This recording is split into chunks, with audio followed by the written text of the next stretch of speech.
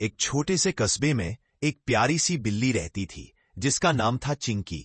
उसके बाल मुलायम सफेद थे और उसकी आंखें हरी हरी मोतियों जैसी चमकती थीं।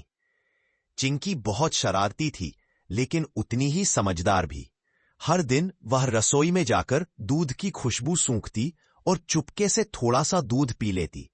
घर की मालकिन सुमन जी उसे देखकर मुस्कुरा देती। अरे चिंकी, तुम फिर से यहां? एक दिन सुमन जी ने दूध चूल्हे पर रखा और बाहर चली गईं। तभी एक बड़ा काला चूहा आया और दूध पीने लगा।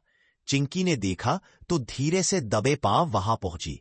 जैसे ही चूहा कटोरे में झांका, चिंकी ने म्याऊं करके छलांग लगाई।